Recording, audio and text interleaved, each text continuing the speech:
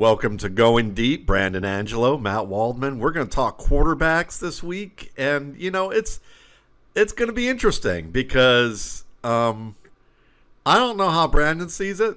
I don't think he knows how I see it, but I have a feeling that this is going to be one of the more interesting positions to actually discuss of this class, and we're going to talk about comparing this class. Is there a gap between the top guy and the rest? Who is our top guy? Who are guys that we think might have chances to be, starters? What about the NFL's evaluation philosophy with quarterbacks? And who are some of the guys that, if we're going to give you I don't think we're giving you any kind of big secret about how the NFL looks at things.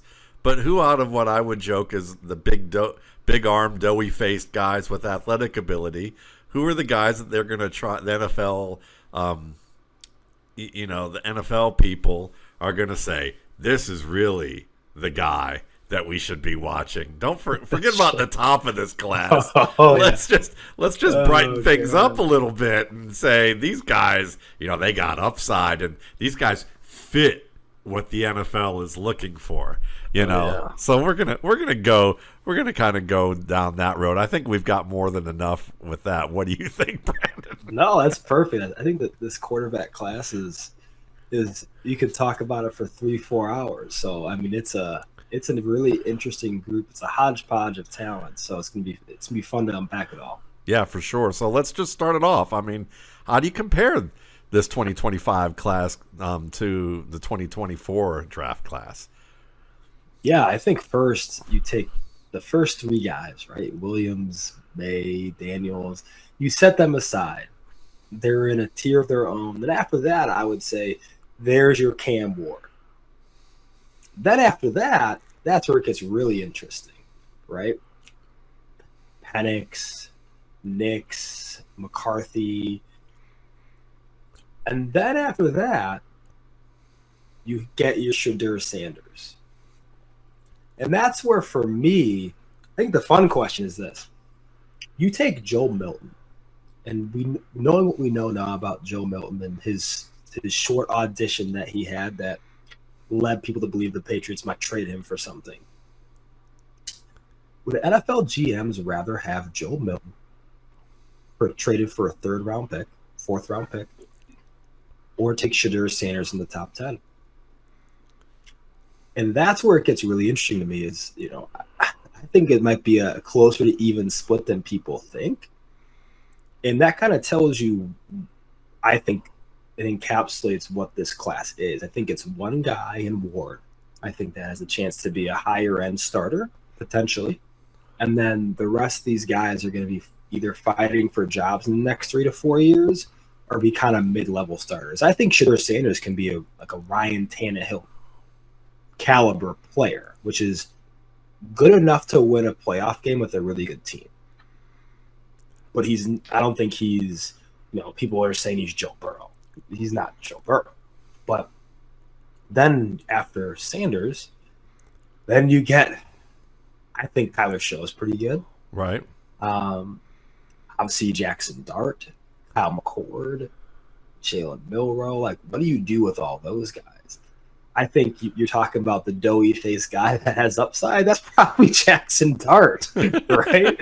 In this class, right? To me, Dart's pretty similar to a Drew Lock coming out of Missouri, where you can kind of see where the NFL likes him, but you can also see why he might not, be a starter in 3 to 5 years. So it's, like I said, it's a really interesting hodgepodge of guys because I think there's one guy who I'm pretty certain can be a high-end starter or at least get a chance to start for 3 to 4 seasons. And then we kind of go from there. And then you have Sanders and kind of the rest. Yeah, and I think that's a great assessment of it. I'll probably follow suit in the path that you mentioned so that I can start off and say, hey, obviously everyone's going to differ on what we think of the quarterbacks from last year too. For me, I would probably put it, there's Caleb at the top of the tier. Below that is Jaden Daniels and Bo Nix and Michael Penix, and I would put them all in that second tier. I may find myself putting Cam Ward in that tier. I may find myself putting Jalen Milroe in that tier. Interesting. And then there's Drake May and McCarthy, and I know May had a good first audition and all of that. May and McCarthy, and then I would probably say that there are. Let me look at where I'm at, because I've got some things to look at. May and McCarthy. Then I would probably say maybe at that point we're looking at guys like Tyler Shug and Jackson Dart and Shedeur Sanders, and a few other guys that I would probably put in that same range, but I'm not going to name them yet. But they're surprising guys to me that might fit there. We'll see, and I need to finalize some things. So Sure. Not much differences, really, what we're talking about there. I just look at Jaden, and I'm still a little cautious because I've seen Cliff before, and I've seen his offenses before, and I see the adjustments that opposing teams make, and maybe he's overcome that hurdle with the experience he's had, and I think that's valid. That's possible. I think Jaden Daniels looked really good, but I still think I like to see 2 full years out of quarterbacks before I change my thought on how I saw them pre-draft. And where I saw Caleb pre-draft, nothing about what happened last year changes my mind about what I know he can be. In fact, if anything, it actually solidified my stance that this kid can overcome a lot of bullshit. Right. So Yeah. To put it lightly. Yeah. Yes, No kidding. he could withstand the bear attack. So I think Sure. from that standpoint, let's talk Shedeur. Like I'll bring up Shedeur, and I would say that for me, what I'm still trying to decide, Brandon, is whether or not I see Shedeur Sanders as a future starter in the league. And I've got a few things that could very much put him closer to Ward and Penix and those types of guys. It's just a matter of I want to see some things with his decision making, where he has. I think that when he has a good play design, and he's not just throwing the ball because they send everybody deep, which they did a lot at Colorado. I'm gonna isolate a lot of. I have the opportunity to isolate a lot of plays, and I'm gonna isolate a lot of plays in certain groups, so that I can just get another look and make sure I feel all right about how I'm looking at his decision making. And if I like it more, I think he's going to be in that tier. And I already see in my notes that I'm kind of leaning in that direction, but I just want to be sure. Sure. With where he is. So there's that. Then I look at Jackson Dart, and I can see why people are excited about him on a low level, like the low-key excitement that's being expressed. But we're going to talk about him a little bit more. There's some things to like, and there's a couple of big things that I just think no way. Now Tyler Shug, I like Tyler Shug too. I think that I think that there's a light there that flickers on, and then there's some things from a decision making standpoint that could blow the bulb out, and that might not be good. So we'll talk about that as well. And then there's the other guys that Will Howard, Quinn Ewers, Kyle McCord. Those are guys that you could see maybe how the NFL, and this leads into our second topic, how the NFL may see evaluating quarterbacks. Because, I think, RSP listeners, and I'm sure the same with you, Brandon, that with the work that you do at Angelo Fantasy, over the years, we've seen the shift where teams have seemed to become more open to quarterbacks who are mobile, who can throw, where they can operate college type of offenses with spread and use their legs as weapons to set up the passing game, and also just frankly more open to black quarterbacks who play well from the pocket, who can also happen to run, but they can leverage both. And I think that we've seen that, but it's come at the it's been a bit of a battle. Patrick Mahomes was seen as this kind of wild child who was reckless and didn't read the field well, and they were calling him a reckless gunslinger, and probably had the most work and the most boom bust value of the quarterbacks in his class, which he was more, we've talked about him ad infinitum, and we know that wasn't true. And there was the Bill Polians of the world who had a certain viewpoint about how quarterbacks function, and he saw how Lamar Jackson was used, and the fact that Lamar Jackson came from a high school program where he barely threw the ball, and then worked through college in one of the a true NFL caliber scheme, and then worked his tail off to become a very good pocket passer who also could be dynamic and run. But I don't think Polian, he probably went very much by a formula. If I'm going to be forgiving of his ignorance, I would say it was that he's had a formula that was tried and true that worked for him for years and never changed off that formula. So It was easy for him to say, yeah, maybe he should play a different position. He's not really a quarterback. Then you add in the Russell Wilsons and Jalen Hurts and what Hurts did. Sure. And I think that the league a lot of the league has accepted the fact that there's a lot of value to be had with quarterbacks who have these types of skills. And you could add Josh Allen to the mix, because I would say very much that even though I was talking about black quarterbacks and how maybe teams had seen them, I would add that Josh Allen, while a pocket quarterback at Wyoming, was probably played more like the bad stereotype we've heard people say about the black quarterback for many years ago. He was the blackest of the black quarterbacks that were coming out, if you ask me, just from the way that he played in terms of they're going to use it from a ignorant pejorative stereotype. He was it, and I think that they were able, he was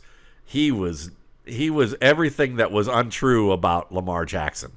Like, I thought everyone had it mixed up. Like, they were talking about Lamar Jackson like he was Josh Allen, and they were talking about Josh Allen as if he could become Lamar Jackson. And then to Josh Allen's credit, he's played, he grew a lot in his game. And so I think that teams are starting to, you take that and you look at CJ Stroud, and now they're seeing too, it's not like they even banged on CJ Stroud's, ability to read defenses, ability to process information. That wonder wasn't too good. So So it's ridiculous. Yeah. So it's like he even got in the short end of the stick on that, and we're talking about 2 years ago. Everybody thought Bryce Young was done. And I would still argue. I'm pro Anthony Richardson, but if the Colts caught maybe half of the passes that they dropped that they really should have caught, we'd have a different conversation about where we'd be with Anthony Richardson right now.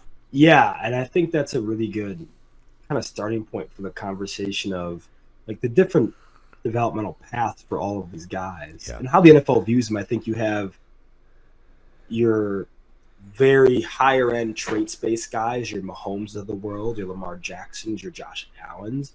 And then on the other side of that spectrum, you have your guys who are the higher end timing and intellect guys, right? Yep. Your Joe Burrows, your Jared Goffs, Brock Purdy. But there needs to be a marriage for the quarterback to end up being on the top of the mountain, right? And that's the tougher thing is everybody's trying to find that marriage, but they think the marriage is easier on the first end. Okay, I'm going to get this hyper athletic guy and make him a football savant, make him detail oriented. But the path to that is what a lot of, I think, general managers don't want to go down. So that's the long game, right? And that's really tough. Like Andy Reid did a great job with Patrick Mahomes, sat him behind a great veteran in Alex Smith, got to learn from a true professional, and then, okay, you're ready to go. We'll let you do your thing. Then you get the opposite end of that spectrum too, of Chris Ballard, what he did with Anthony Richardson. He's even admitted that he should not have played Richardson so early. And the reason being is he simply wasn't ready for the intellectual side of playing quarterback in the NFL. Yeah, and it's not even the on-field part. It's the off-field part to get you ready for the on-field part. It's the classroom, it's the preparatory, it's the understanding what's going to be coming at you.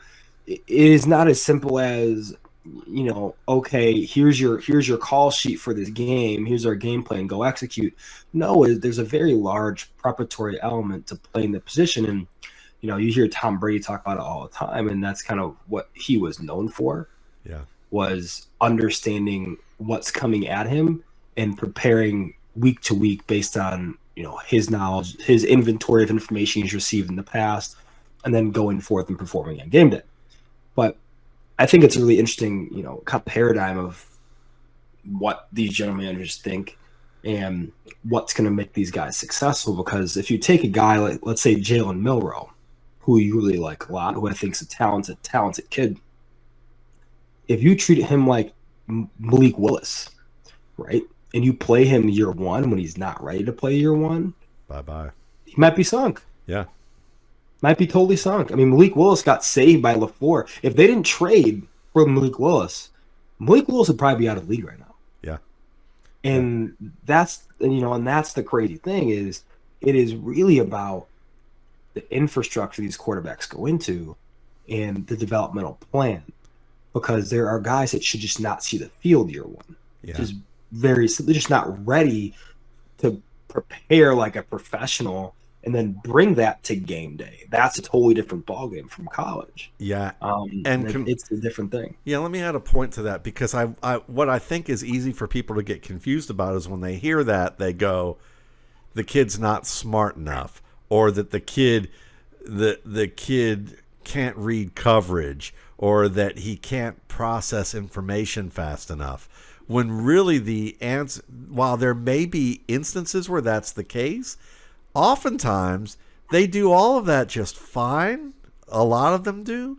But it's about the fact that in college you can make 5 mistakes in a game, like big mistakes, and you can then make, 8 big plays. And big plays to me aren't like 70-yard touchdown runs or bombs, but Sure. Big plays meaning 15-yard catches, 15-yard receptions or more. Something that keeps the chains moving. Explosives for sure. Explosives. So you can do that, and you can win the game, and you can win the game easily as a player like that. Like the best way I would put it is, I've always think about Tevin Coleman in a different position, watching him at Ohio State, where if he gets 160, he had like 170 yards against Ohio State and 2 touchdowns. But if you look at the game, there were 2 plays that really made the difference and made up the vast majority of his yardage in that game, and the rest were bad decisions or just neutral to low and good. Right. Yeah, that's a really important thing and that's why you kind of have to look at, like, instead of looking at the raw statistics, you got to go back and look at the down-to-down situational football and how they're performing. Black zone, red zone, third down, Right? The high leverage situations, like what they're doing, how good are they at making decisions? Because in the NFL, those are they're a lot less frequent. Yeah. But the magnitude is a lot higher for the those. Margin for error is so slim. Slimmer. You screw up 2 plays in a game, as you meant, that you've probably lost that game. I always say it's 1 to 3 plays, and it's the difference of 1 to 3 plays 100%. For every quarterback. Be crippled, or I liken it to when the Bears played Will Levis week 1. Yeah. Right. And there's no reason the Bears should have won that game. But Will Levis made like 2 to 3 just crippling mistakes. Yep. But the issue is, are you making those consistently, or are you cleaning those up over time? And that's the thing too, is in college you have such a large room for error. I remember watching Cam Ward's tape. Oh my God, the Miami defense is so bad that like he gets into shootouts with teams you shouldn't get into shootouts in. Yeah. And yeah, he's making mistakes, but Jesus, he's down 14 in the third quarter, just became 17, and you're just trying to get back in the game. So you're making mistakes. If you, like, people cut, the thing that drives me nuts, people cut up clips like that and say, "Oh my God, awful throw." I'm like, yeah, I mean, but go look at the script of the game. Yep. You're down 3 scores, and you have to push the ball down the field because it's second and 17 because of a penalty, and it's like that's the stuff where it's looking at situational part. Yeah. In contrast, Kyle McCord, I watched him against North Carolina State, and I try to track at least 5 games where I chart, and then I'll watch a lot more after that. But Sure. I charted 5 games, and this was the first game I watched, and I think he had something like 5 bad throws like that I charted that were like the decision to make that throw and to stick with that read based on the down and distance of the field position, the game script, all of that you just described was just bad. Okay. Sure. And some of them were interceptable throws. So I was talking with a friend of mine, my buddy Alex, and I was, walking my dog through the park or something and talking with him about this player. And I said, I'm about to watch the Pitt game. And the Pitt game was an utter disaster. He threw 4 interceptions in that game. I said, so you never know how interceptions are going to be. It could be the receiver's fault. It could have been something where you're just having to try because you're down. Sure. So he goes, well, what's the over-under on bad throws for this game, you think, if the box score looks like this? And he goes, 5? Is it 5 or 7? And I said, yeah, I think it's closer to 7, maybe even 9 or something like that. And he had 9. He ended up having 9 throws that were just awful. And think about it this way. In contrast to what you said about Cam Ward, imagine being a quarterback where you're looking to your right pre-snap and you have a cornerback on the short side of the field who is playing about 7 yards off the receiver and just staring at you in the red zone, and you drop back and decide, this defender has the high ground on me, but I'm still going to try to fit it in to this receiver, and the receiver is playing outside the corner. The corner is playing inside shade and literally can read what the quarterback's doing. And he did this 3 times in the red zone in this game. It's kind of funny because I think Kyle McCord is an interesting player, and I think for that reason because, oh my gosh, he was hated at Ohio State because of those mistakes. But you're playing in a higher octane offense where the competition is way less. Obviously, you're in Syracuse. So the wild plays are more prevalent, right? There's more explosions, more splashes. But also, too, it's like when I watch a lot of Syracuse, obviously seen the Quinn Allen play, and I'm like, your better option is just the Quinn Allen on angle and option routes. Take the easy 5 to 8 yards and just keep the ball moving. Yeah. But a lot of it's like, hey, you have that arm arrogance, right? Of I can get it in there. I can beat this corner, and you try it twice in one drive, and it's 3rd and 10. Yeah. So it's like that's the stuff. Or it's a pick 6. Yeah, that too. And you still throw it after you threw a pick 6. And that makes it tougher. But I mean, it's one of the things where it's like, are you going to be able to clean up those mistakes? And, the one thing I will say about Sanders and what I did like is in game, I didn't see a lot of the same mistakes twice. Yes, I agree. I think if there was something he did incorrectly from either just misreading or, just misunderstanding how the DB is playing it, he didn't go back to it. Yeah. And I think a lot of that's because, too, he doesn't have the upper end arm talent as a guy like Ward does. Right. Where he can slither around and kind of fit it in there potentially. Sanders doesn't really have that. Like if everything is not on schedule, a lot more difficult for Shedeur Sanders to make that play for Cam Ward, especially at a high rate of efficiency. So Right. that's the stuff I look for too when we're looking at, hey, this got to be a mid-tier star in the league. And the thing that keeps your job in the NFL is just purely down to down consistency. Yeah. And what's funny about that, Brandon, is that while we know that, and we just highlighted where these minute plays get exploited for huge mistakes, like these single plays can be basically cost you a game, or 2 or 3 of them can cost you a game. And the guys who make those mistakes, but they have the big arm, the 220 plus body, the height you're looking for, and they were big recruits out of high school. Maybe they had a cup of coffee at least at a big program. They're the ones that half the league is like, well, if they got the arm, they got the size, they've got the bullet points we look for. If they went to Harvard to get their MBA, they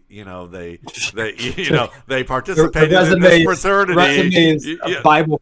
Yeah, the resume's perfect. So, if we screw this up, well, it's not going to be on us as badly because, look, we did everything where it looks like it makes sense.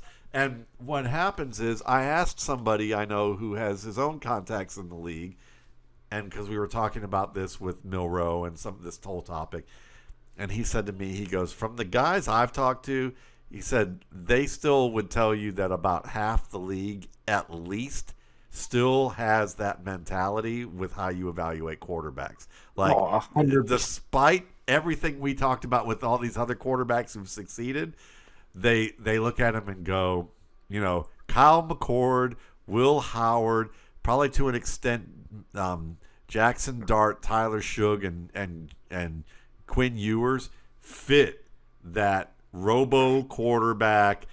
I'm rolled off the assembly line. Just add experience, and they're gonna figure it out at our 40% hit rate of first-round quarterbacks because it's too much. Because again, it's the tried and true thing, and they're going for that. So I think that's why, if you look at this class, it's going to be so interesting because if we see yet again the Will Howards, the Kyle McCords, the Quinn Ewers, Jackson Darts, Tyler Shugs go like, Will Levis and Desmond Ridder, and they get like early opportunities to start. What's the kid from Pitt who got a Super Bowl ring as a backup? Who was the first overall pick in 2022? I'm trying to remember his name. The 22. Kenny. Pickett. Kenny Pickett. Yeah, Pickett. Kenny Pickett. These are guys that just they float up and they start talking about the whiteboard. They were so good at memorizing stuff, but it's how you translate it to the field, and the preparation's important. But I'll tell you this: like I had some people say to me who were connected through connections to the Chiefs who were like, "Listen, Mahomes benefited from that year with Alex Smith, just like you said. But it's to watch how a quarterback prepares. It's to watch how a quarterback deals with mistakes, to watch what is expected of him and why the logic behind he's doing things that maybe a year makes sense because, as we say every year, the young guy's in a new town. He's got a big contract. There's all these demands of him outside of football. He's probably ramping up a new training regime. He's probably learning a playbook that's much bigger. All these bandwidth things take away from sit and watch and learn a little bit. And 100%. So all that was helpful to him. But at the same time, I was told that Chief scouts literally were like, I can't fucking wait till Friday. You know what's happening this Friday, right? Again, they're like, yeah, we're watching Patrick Mahomes' scout tape. We're going to watch him again with the scout team. And it was apparently the event for scouts and assistant coaches every week while Alex Smith was starting because they were seeing things that they were like, I cannot wait till this kid gets into a game, And I think that's the thing that we look at, like Anthony Richardson. You saw what he did early before defense and said, okay, here's what we're going to do. And you could say, like on a yards per play basis, he was way above everybody in year one, with what he was doing. So I think a lot of this is like you give them that time so that they get used to the water. You're not teaching them how to swim. Right. You're teaching them about their surroundings, and you're letting them get used to the water and the surroundings of that, so that they can navigate things better. Oh, you don't just dive in. There's like one of those mini steps at the side of the pool there. You'll break your neck. Just give them that time so that they can figure that out. And then with some guys, like with Malik Willis, there's some things that maybe he needed to learn a little bit more than, say, Patrick Mahomes did. Sure. But you saw what he did last year in relief, and you go, that looks more like an NFL quarterback and a guy who wasn't so lost. That's a great word, is lost, because I think a lot of times what happens is you expect these guys who are uber talented to go in and just light it up, but there's just so many nuances to just the day-to-day of what it looks like for these guys from a schedule perspective that you just don't understand. Yeah. I mean, it is, you are, from the moment you wake up to the time you go to sleep, it is, everything revolves around you, the team, and preparation for the next week, and making sure your body feels right, and then going through plays and everything that goes into it is a lot more than people think it is. It's not just a physical game. So a lot of times too, like, you get those guys, you're right with Richardson. It's like, look, you get the guys who look like Goliath, but it's like, wait a minute. You're basically an infant. Yeah. When it comes to the structure, the day-to-day, the preparatory piece of it, because that's what makes great quarterbacks. Yeah. And what if you have a coach who tells you that you're ass like every single day, like Brian Flores? Yeah. What if the confidence? The confidence is pretty. I mean, confidence is paramount. I mean, that's probably the most important thing, right? I mean, look, like, it's a great point. It's like, man, like, if you don't have confidence and you lose confidence in your ability, then and if developmentally you're sunk. So if your workplace is dysfunctional as all get out, and you don't have an offensive line that plays well, your play caller sometimes isn't even giving you drop prescriptions for that particular play, just figure it out, and they're misusing all their personnel in a variety of ways, which we talked about earlier this season. Sounds like Caleb Williams. I love this. Right? Yeah. So I mean, if you do all this, you're going to see guys struggle. And I think, and then at the same time, if you load up a team filled with veterans, you get an Austin Eckler, you get a Zach Ertz, you get guys like that. You get Marcus Mariota, who at least understands what's demanded of that offense, and who played really well in relief when he was asked to, in that offense. Which, again, ding, ding, ding, ding, ding. I seen him in Atlanta with Arthur Smith. You would not say that was the same. That was the same fit, And meanwhile, or you're Russell Wilson, and apparently the Pittsburgh Courier, I believe, is the one a few weeks ago who said, "Oh, Russ Wilson, after lighting up Cincinnati in one of his first couple of starts, Arthur Smith came to him and said, dude, quit changing plays. This is my playbook. Quit changing the plays. I need you to do exactly what I call." So, okay, let's ask Russell Wilson to stop being a quarterback, right. Because, again, we have people whose egos are attached to their job and their value in it, as opposed to realizing that maybe you lead through your employees. And I think when you add that in there, you could do the off-field thing. Like, listen, I've had multiple careers, and they were in different areas, and some were performance, and some were in operations, some were in different things.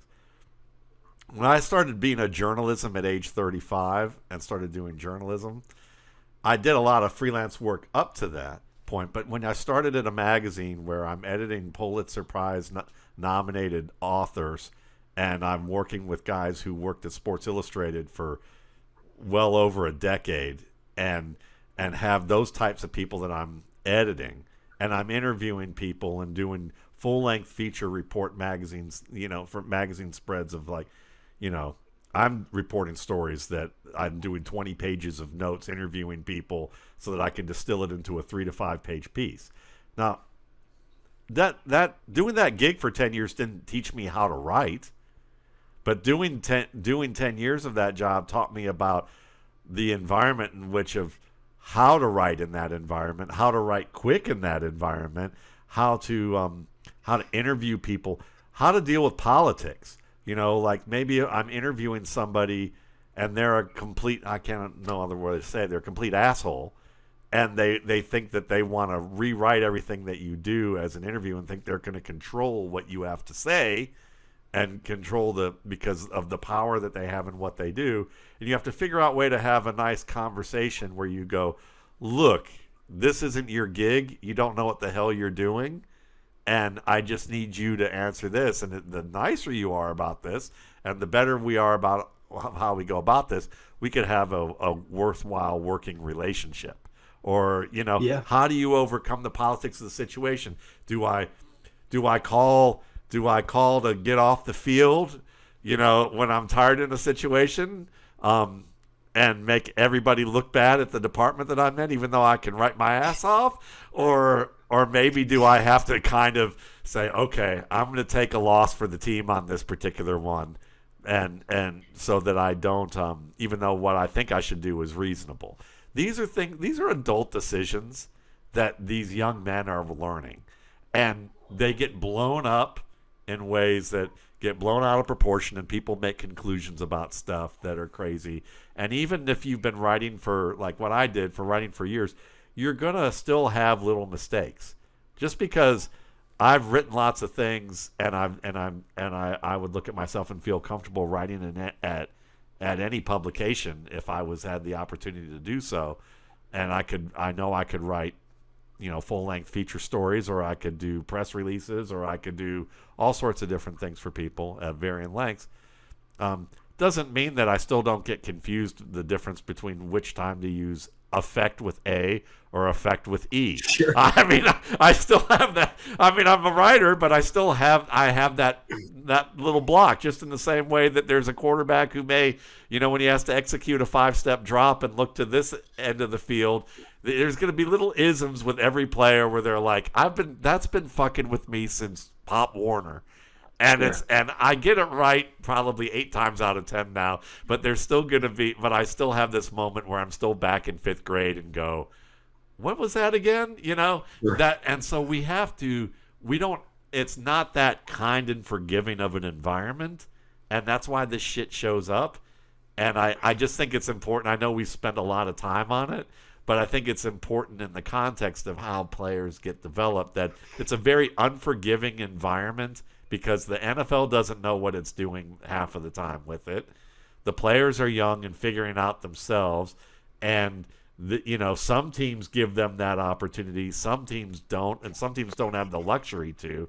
And at the same time, it's just seen as, and the way that we judge it is incredibly harsh, ignorant, and in many respects. Not all of us, but I'm saying just as a whole, as a public, that tends to happen. Yeah, no, I agree. I think a lot of it stems from just these guys and their past experiences. Like the NFL is a completely different world, right? It's a $1 billion business, so everything is a lot more magnified. And two, like if you're a quarterback, you're seen as the most important piece to this multi-billion-dollar ship, and you don't train them. So it's a really interesting, it's a really tough go for some of these rookies. But I think also too, there's some guys who handle it better than others, some guys who are more equipped to handle it better than others. But that's going to be a part of this evaluation process, I think, for a lot of teams, especially with the top of this quarterback class, right? With Cam Ward and Shedeur Sanders. So start off with Cam Ward. Do you believe there's a big gap between Ward and the rest of these guys? Yeah, I do. I think with Ward, and we talked about this in August, I think, which is kind of funny. And Cam Ward is the quarterback one of this class per se in August, and nothing has really changed. I just think the gap is, I think he can do things that no one in this class can do with the efficiency he can show. The off script stuff, the ability to extend plays from multiple facets with his feet through contact and change arm angle, change throw tempo. That's the thing that's really interesting. There was a play when he stepped up into the pocket and he was getting hit, and it was like a bloop single to a Royal like 15 yards down the field. I went back and watched it like 3 times, but he's made throws like that. There's stuff like that all over his tape.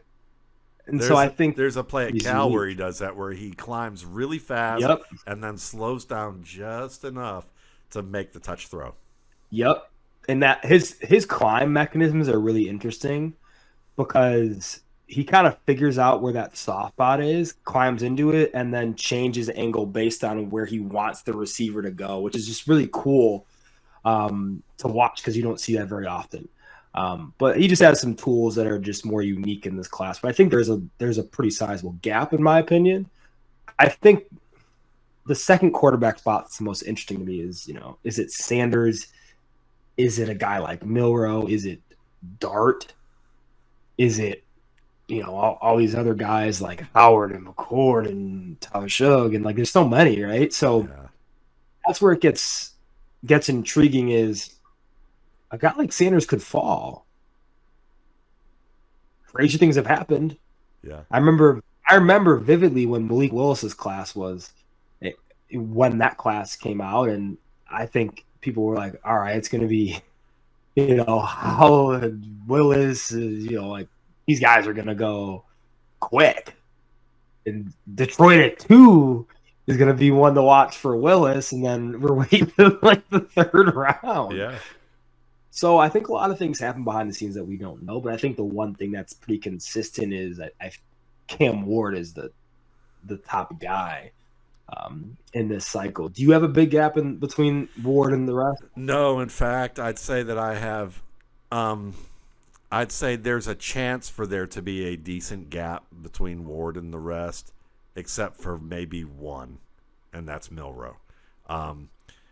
But I would say that right now, Ward is there's a very good chance Ward will be my top quarterback based on what I see.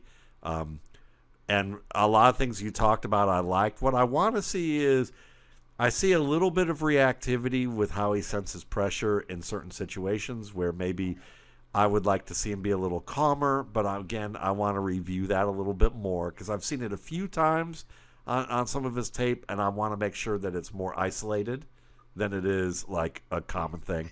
I think that one of the commentaries I spoke with Dan Hatman of the Scouting Academy the other day. We were just having just kind of a pleasant conversation, and Dan was like, I look at Ward, and the only thing that bothered me was his offense at Miami because there was so much 4 verticals that I just wanted to scream at the offensive coordinator, like, can you give him something more than 4 verticals? But then you also look at, like, if they're behind early and dealing with stuff, you can see where that's an issue. So, I'm going to be spending more time on his Washington State tape and see, where that differs from the Miami tape, just to get a better feel for some of his decision-making, for some of the accuracy and things there. If he answers yes to everything that I think he's going to answer yes to, he'll be my top guy.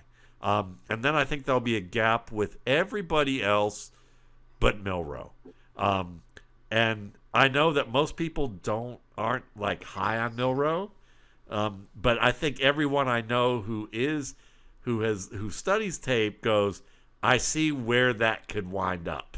It's very easy. I think it's the same element we saw with Jalen Hurts. And I would even 100%. And I would even argue that he is a better pocket player than Jalen Hurts and has a higher upside for accuracy than Jalen Hurts. But to me, what fascinated me is,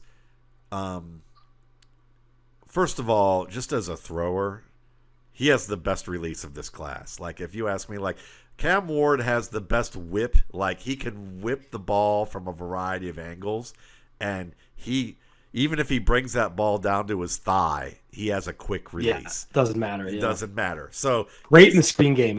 It's kind of cool to watch. Yes. So you can kind of take him and, like, Brett Favre, who used to do that, like, even at 40, would bring the thing down to his thigh and still get the ball out. And you just put them aside and go, okay, outlier. We don't have to talk about him in that straight. But Jalen Milroe, I liked his release so much. I went back and looked at Dan Marino's release, and I was like, there's not much difference. It literally just comes back and out, and it looks like he's throwing a javelin. I mean, when he throws it, it's just lightning quick. And it's very clean in terms of the mechanics of the release. I think the way he manipulates the things that he is asked to do, I think he does very well.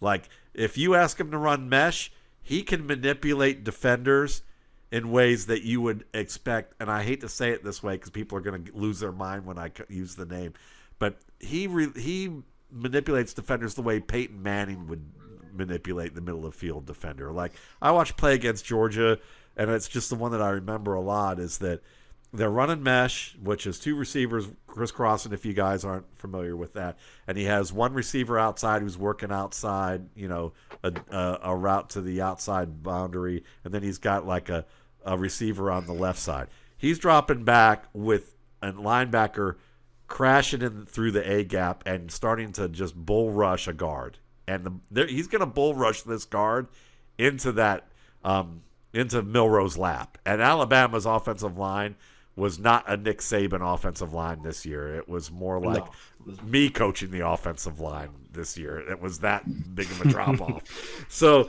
there's that's as he's manipulating. He waits for he starts to see the mesh start to occur, and so he started off looking to the boundary to the right. Comes back and sees the middle linebacker in front of him, and the push is starting to happen. It's starting to get closer within about 3 steps of him, and he's still standing there like a rock, literally looks to his left and holds it to the left long enough, like he went to the far right center, then looks left and holds it. Now the push is like literally like almost a step away from him. And he sees the defender, the middle linebacker, literally take 2 steps that way, out of his periphery. And he knew it, because when quarterbacks know what they're looking for and it's time to go, the ball's coming out the minute they turn. If they were just going, let me see what's there, and I don't know what's there yet, there's going to be a hesitation. No hesitation. Comes back, throws the ball on an out where the defender had moved to the flat for 15 yards with the guard in his lap, throwing it over there, and it was pinpoint, and there were plays like that on his tape that I saw repeatedly. And, the thing that people are going to have a problem with Milroe is that after great production last year, he didn't have great production this year, but he had a much better offensive line last year. He also, and as a result of that, this year, he's, now he's getting blindsided repeatedly by NFL-sized defenders who are knocking the ball out of his hands on blindside hits. Hits that any of these other guys who have 9-inch-plus hands would have lost balls with. In fact, I watched all of these guys lose fumbles doing that kind of stuff. There's no Ben Roethlisbergers, Steve McNairs in this class who have huge hands and aren't gonna let go of it after they get whiplashed. But they weren't any plays. I didn't see fumbles with him carrying the ball.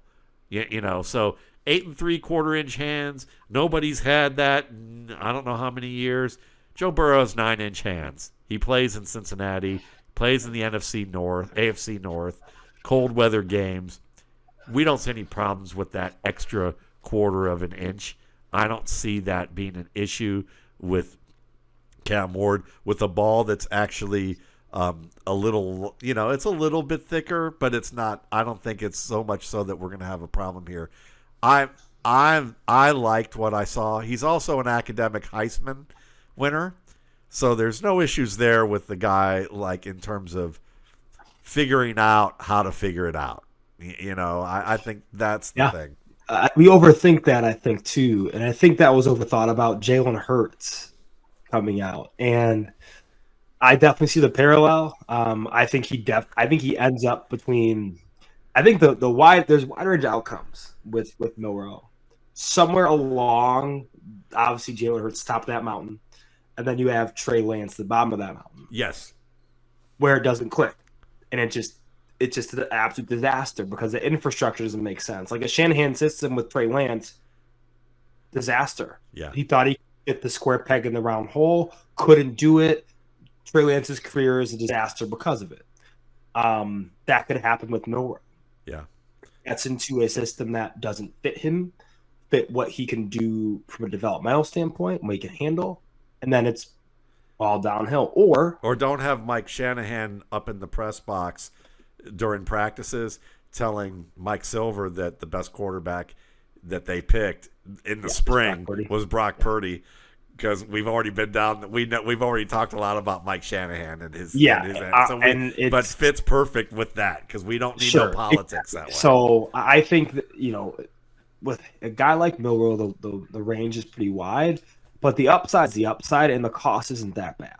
Yeah, and that's the thing is, you can get Milroe will likely he'll go on day 2. I think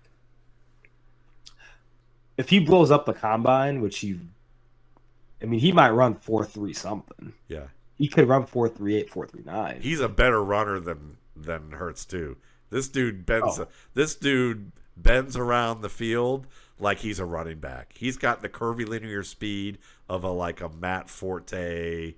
He's probably in terms of pure runner, he is probably the best pure runner I have seen at the quarterback position since Lamar Jackson. Yeah.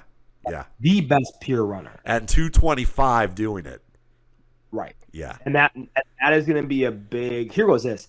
If you get a guy like that with an offensive line and a good complementary running game, you have yourself a starter in the near future. The best team for him is Detroit.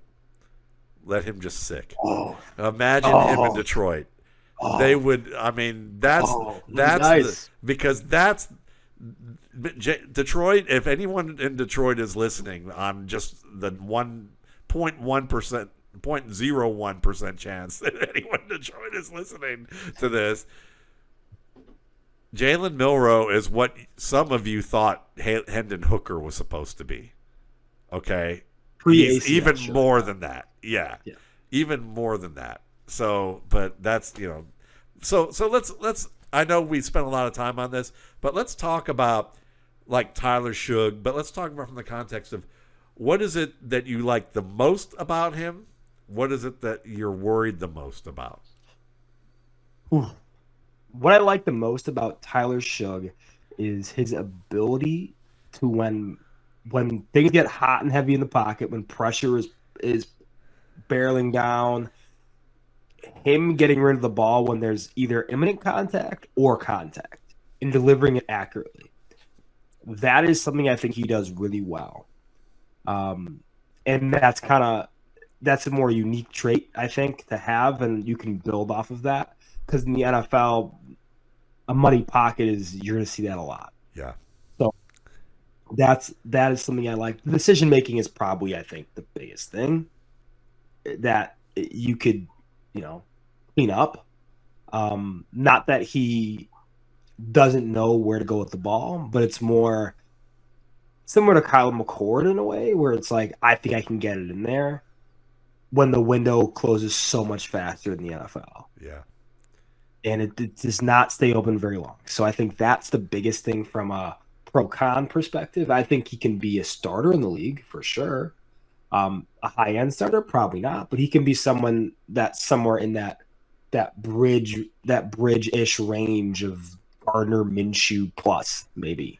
Yeah, But with more of an arm that leans towards Stafford than Minshew, even right, though yeah, the yeah, lean, not like redlined on Stafford. Yeah, right. yeah, But like a Jay, like you mentioned, Jay Cutler as like a super upside comparison to him, and I can kind of see that too, just because he had a really live arm. yes, Um, and I think that is a trait for him that is more starter caliber than backup caliber. yeah. I would say I love his ability to create on the move, and he's daring, and some of that is worthwhile. But like you said, the the biggest concern for me, and I agree with you with pressure. I think he has a very specific weakness with blindside. Everything else, play side pressure, very good. Blindside pressure, I felt like he repeatedly didn't really have good feel for that, but that's hard to have. Black zone is the big thing for me. The black backed up in his own territory, he just could not seem to have the same decision making maturity. Felt like he really needed to create there when it was time to just throw the ball away or check it as opposed to the red zone. All right, so what about Jackson Dart then?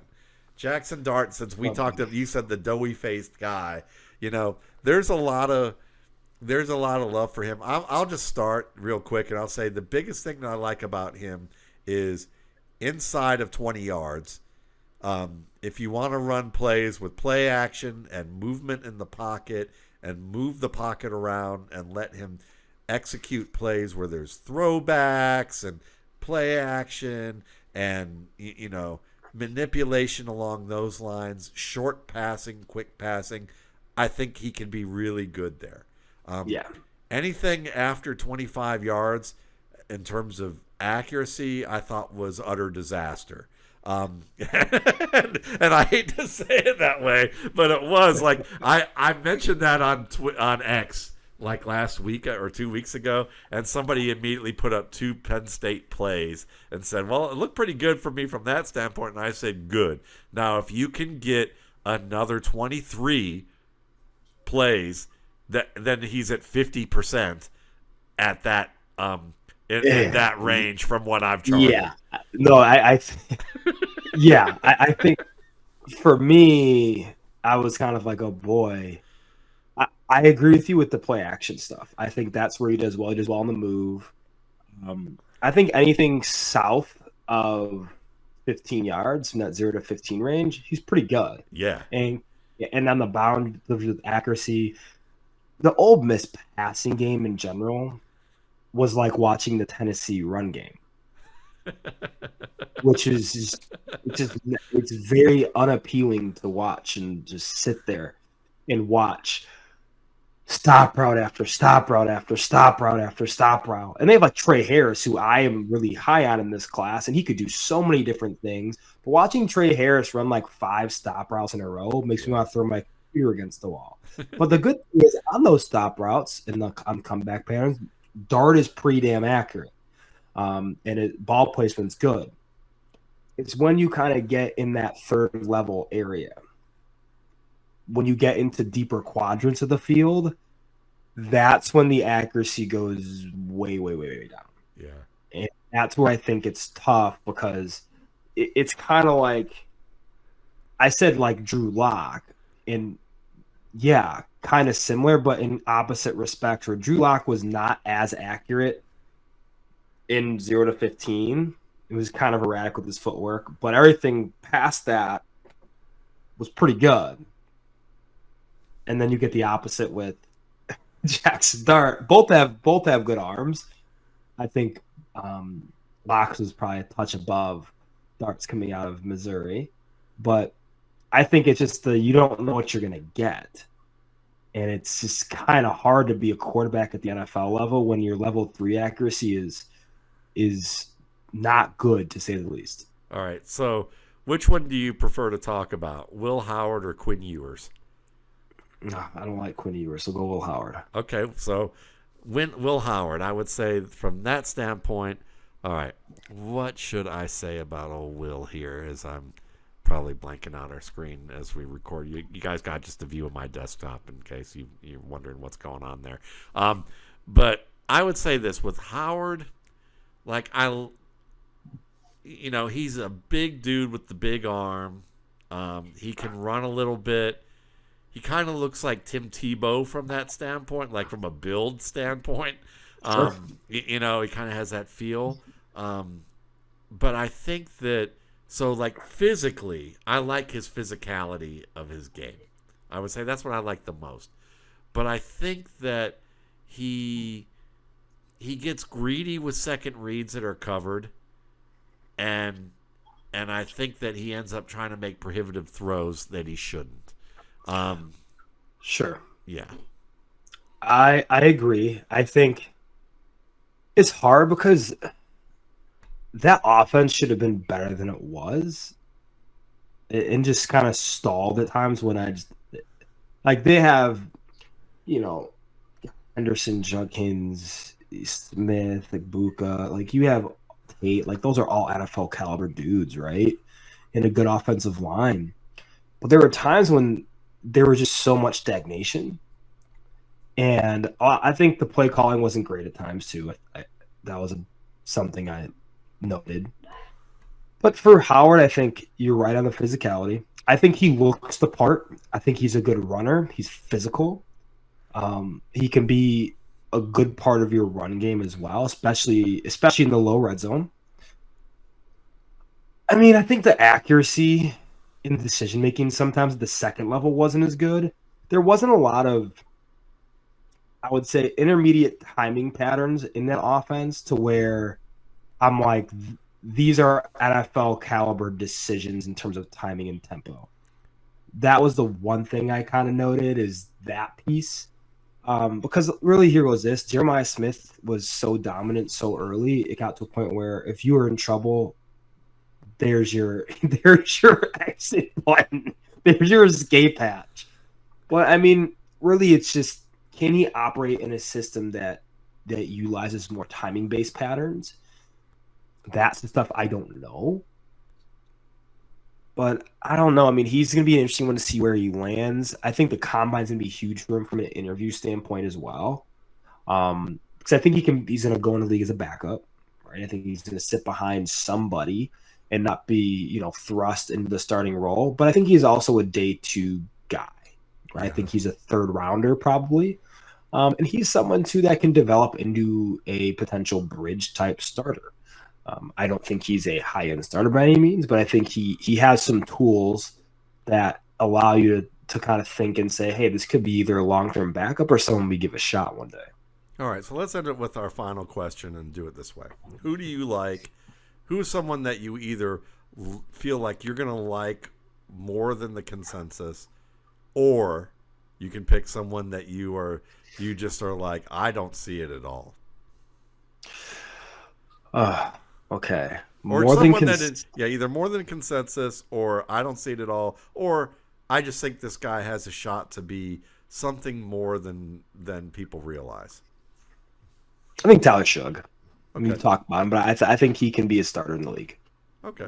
I think he has traits that can translate, and he can be a guy that is a middle tier potential starter for a while in the correct system. But a lot of this boils down to, infrastructure.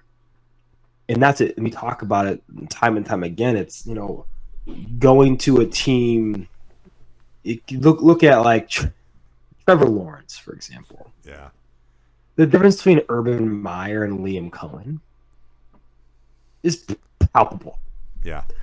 And same team, but the structure of the organization is completely different. And that matters a lot, right? Caleb Williams last year versus this year is going to be a pretty big difference. But going into an organization where there's sound structure, ideologies are not mixed, everything lines up, and there's a clear guidelines, expectations, like that's the biggest thing is if you get a very linear path there, wheels up for the prospect, because then they can hit their developmental ceiling. Because a lot of these guys in the NFL's quarterbacks never come near the ceiling because they don't get into the right infrastructure. And that's an important piece. But I think if you get, Tyler Shook into a place where there is let's say, a Geno Smith, right? Someone at the end of their career that you can sit behind and watch. I don't think that's Sam Howell. Then that's a really good situation. Yeah. So I think that's kind of my line and train of thought when it comes to Shug and a lot of these quarterbacks that are going to be, in that day 2-ish mix. Yeah, I like it. Who's yours? I have him higher than probably 2/3 of this class. It's Curtis Rourke out of Indiana, who came from Ohio. Tough SOB. I'll tell you that much. Yes, 6'5", 223. I'm watching him rip apart UCLA, and I'm watching how well he moves in the pocket. Like, he's not fast at all, but like he has a good feel for when he has a good pocket clock. He knows when to abandon. He knows how to be really efficient and make just that one. When he knows when to do the one-step move to just avoid the pressure and make the throw, and when to clear out the pocket. And that's a feel that's very difficult to acquire. Brock Purdy had that. Curtis Rourke has that. And so I'm watching him do this, and I'm seeing him even get some yardage, like outside UCLA's containment and getting, running down the field. He's taking hits when he throws the ball. He seems to be able to read the field reasonably well. He's got pretty good overall skill in terms of, getting the ball out accurately to his receiver. He doesn't have a special arm by any stretch of the imagination. So then I look him up to just look up some things that I know I'm going to have to score, like durability. And apparently on January 5th of this year, it was announced that he played the entire year with a torn ACL. And I'm like, wait a minute. I just watched him against UCLA. I also watched him against Notre Dame and Maryland and Michigan before I've started to look this stuff up. And I'm like, this guy did not look like he had torn an ACL. And it was the same, I believe it's the same ACL that he tore in 2022 at Ohio. So now I'm really like, yeah, I'm pretty sure it was a re-tear. Yeah, it was a re-tear. And he played, and according to Indiana was the quote, the way it was quoted, and I need to research this more by talking to some people I know who can maybe give me this detail. According to just from a journalistic standpoint, it was, he never really complained about the injury. So they were, so what could have happened is that he tore the thing in August. That's what they believe. But did they know he tore it? Or did they not know that he tore it and he played through it? And then they did the exit interview. And I asked, you would be a great person to ask, because I also asked my buddy Gene Bramwell, who's a doctor. And I was like, he goes, he was playing with a small brace on it. So it's probably they knew. Yeah, I noticed that too, actually. When he played, I think it was when he played Ohio State. Yeah. And they bent him backwards in one of those plays. Yeah. It's hard. So like with the re-tear, it just depends. Like, what other ligaments, right? If there's meniscus ligaments, like do other ligaments, and if was it like the first ACL tear, which I don't know. Actually, you might be able to give more insight. If it was just a clean ACL tear, or if it was there's other ligaments involved that were either completely torn or were not full thickness. So it's like that's a tough thing too, because if your MCL, PCL, like other ligaments become compromised, then their structural integrity is what's kind of helping out the ACL too. And so if those go, and then the ACL is more susceptible to injury. So yeah, I mean the ACL was. So here goes this. I don't know if he had. I don't know. Did he have another surgery? He's having a revision surgery in January. Surgery. Okay. So that's what I'm going to be interested to see is how much time he misses, because that will tell you what it was. Yeah. Right? If your timeline is like a Hendon Hooker, who's, I think he missed approximately 7-8 months, right? Then you're like, okay, then this might be tear. something, Yeah, complete tear, and then other ligaments might have been involved. Either way, regardless, it is extremely impressive to play through that injury. In working with athletes and seeing them that have had similar, it is extremely hard to even fathom him moving around the field and making the throws that he made. yes, Because of what is compromised from a torque standpoint, and also to comfort level in getting hit and absorbing that force and going to the ground. Like, that's the stuff that's like I couldn't fathom. Like, that is that's crazy to me that he played through that and then immediately go into the knife. yeah, yeah. I mean, like, my jaw was on the ground when I read that, because I just literally watch this guy and I go, the way he moves, the feel he had, the accuracy he had, and I'm just crazy. like, what? I called Gene up because I was like, I called him up and I was like, so, and he goes, and that's what he said. He goes, if it's just a tear of the ACL, he goes, you can tear your ACL a couple times and you don't have to worry about the stability and the short term effect of the knee. He goes, yeah, you probably tore a meniscus, so you're gonna have an enhanced chance for arthritis, and as you get older, he'll start to feel it more. But he could have a career, like, if it's just the ACL, if that's all it is. He said, no, if he tore it twice and that's all that he tore, could be fine. He said, so really, that's the big question with this kid. So it's one of those deals that when you look at him, I'm just like, okay, he's obviously a pocket quarterback. He's not. I could, looking at him, like, if he gets 7 to 8 yards, which he often did against some of these defenses with a torn ACL. But in the NFL, if he gets 5 to 7 yards on a gain, the defense is probably, it was off play action and he had one guy chasing him and he was well ahead and couldn't find anybody open. But he's one of those guys that he's got a quick, compact, efficient release. He is someone who is pinpoint, in the intermediate range of the field.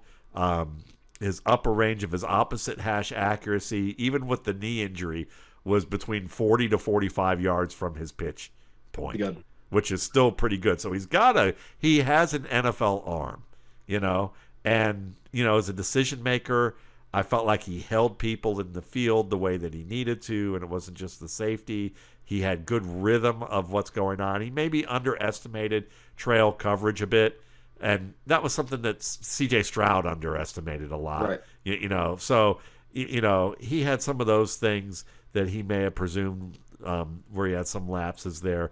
But overall, I'm watching this kid and I'm going, I got him in that tier of guys who could possibly become a starter if it all comes together. But that's if, and a big if is the knee. So, yeah, and it's tough because you just don't know. Like, it's hard to tell. Like, after it happens, like, what else is compromised down the road? Yes. And that you just don't know, right? Like, Jonathan Brooks is a good example, where, like, everybody cleared him. Everybody's like, he's gonna play his rookie year. He's gonna play well, but then he retore it, right? And so now after the re-tear, you're gonna be X% of the athlete you were. And the thing too, people don't understand about surgery. It's less of, in my opinion, the structure, the ligaments, the tissues, and more of the neurologic damage it does from the connection between your brain to that ligament, that tendon, and its role previous to the injury. Wow. And that's what takes the longest to get back. So when someone tears something, let's say I tore my hamstring, have to get a tendon ruptured, have to get surgery. It's the body's ability to understand the role from from previous to the surgery to post surgery, and all the muscles and tendons supporting that role. That takes a very long time at high speed. That's the thing, is that this is not as simple as you're walking down the hallway at 2 miles an hour. No, you are having human bears chasing you at 15 miles an hour, and you have to get out of harm's way. Oh, and deliver a pinpoint accurate ball on the boundary. That's the stuff that your mind doesn't sometimes connect with fully ever again. Is it like, could I give the analogy and be accurate by saying it's like, it's not the tendons and the ligaments like you said necessarily. It's almost like that isolated part, your knee and your leg and your ankle and your foot and everything that's connected in that region. Almost like there's this nanotechnology of networks that connect your brain to that part of your body. And when you sever some of those tendons, some of those ligaments, Sure. You and the surgery happens, you've actually severed these years worth of nanotechnology networks. Correct. You severed 20 plus years of information and inventory that your body has to get back. It's like removing a motherboard or something. Yeah, no, 100%. And I've had athletes rupture their Achilles, and help them in some capacity get rehab back, or be a voice in their rehab and understand what they were doing. And gosh, I've had athletes who are extremely explosive individuals go from that to not being able to walk up the stairs without a hitch for 8 months. Yeah. And it's like, it's not because they're less of an athlete. The Achilles is repaired from a physiological standpoint. The Achilles is there. The ACL is there. Like, you have repaired it or reconstructed it, because we are in 2025. Doctors are so much better now than they are in the 1980s, and the technology is so much better. But the one thing that we cannot replicate is the millions of tiny, tiny, tiny neurons, and neurologically, the pathway of which your body sends information to those tendons, to those ligaments, to those muscles in the minute amount of time. You can't replicate when that gets severed from 20 years of inventory. Wow. I've never thought of it that way, and that's such a fantastic thing to learn. And it almost feels like, you know how people are now doing more and more research and saying, we believe now that your intestines are your second brain. Sure. And what you eat and how you do that. Maybe, it's almost like saying that your body, all over your body, there is brain activity going on when it comes to muscle memory. Everywhere. And that's what it's really just I think running back's a really good part to understand when you're playing in a phone booth. That's why you see a lot of running backs at 26, 27, Saquon Barkley's age, become really in tune with what they're doing. It is because the inventory of information has grown so much from when they got into the league, because the speed of the game slows down. Your brain, essentially, what happens whenever your brain is absorbing a stimulus, the goal the next time that stimulus occurs is to absorb it and reapply it more efficiently the next time. So it's like when you do multiplication tables as a kid, your body knows how to multiply. But the first time you do it, you might not do it in 15 seconds. It might take you 30 seconds. But the greater inventory you possess of whatever you're doing, mastery gets closer to that peak. And that is exactly what happens. Same thing with playing quarterback, any position.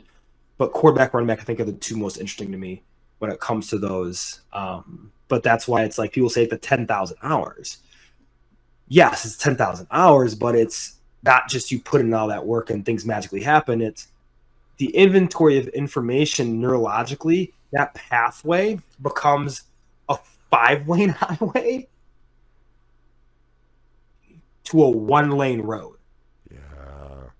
That's what ends up happening. But also, too, you think about it from an injury perspective, that pathway that comes down to a 2 to 1-lane highway, when everything's firing on all cylinders, goes back into a 4 or 5-lane highway.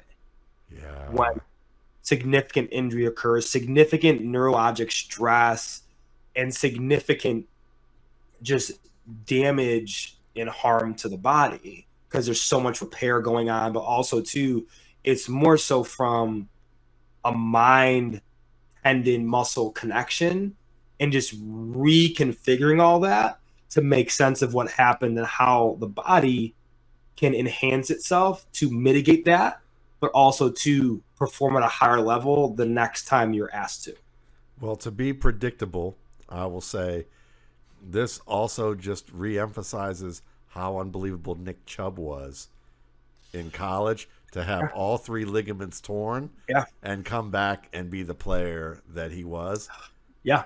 And we'll see what happens this coming year. I would love, if I'll be honest with you, I would love if Nick Chubb was a Chicago Bear.